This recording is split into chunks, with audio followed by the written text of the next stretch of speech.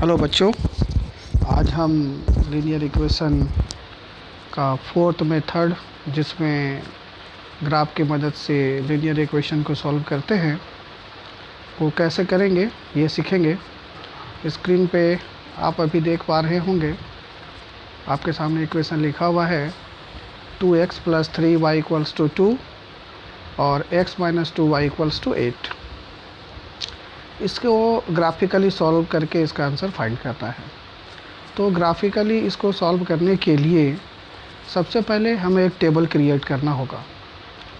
Table कैसे create करते हैं आप इसे यहाँ देखें। इक्वेशन हमारा है 2x + 3y = 2।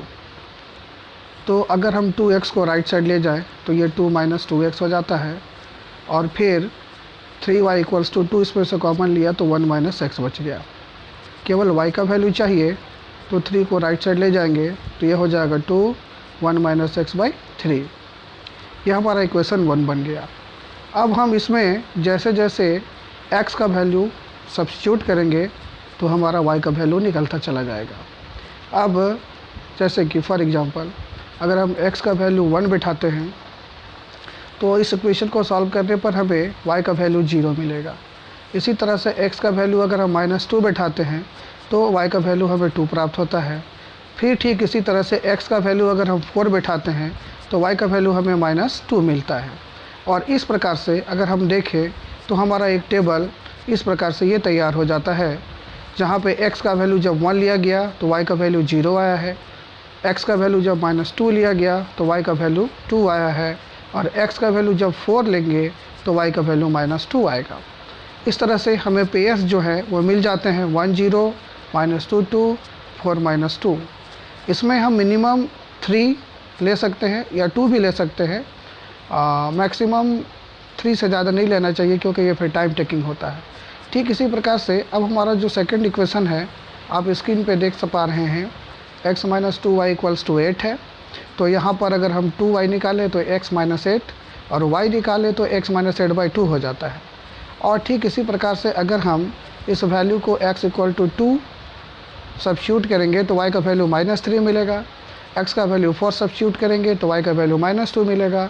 x का वैल्यू 0 सब्स्टिट्यूट करेंगे तो y का वैल्यू -4 मिलेगा। और इस तरह से हमारे पास जो टेबल है वो इस प्रकार से मिल जाता है। जब हम x का वैल्यू 2 लिए हैं तो y का वैल्यू -3 मिला है, x का वैल्यू 4 लिए तो y का वैल्यू -2 मिला है और x का वैल्यू जब 0 लिए तो y का वैल्यू -4 मिला है। और इस तरह से जो हमें पेयर्स हैं, कोऑर्डिनेट्स हैं वो मिलते हैं 2 - 3 4 - 2 और 0 - 4।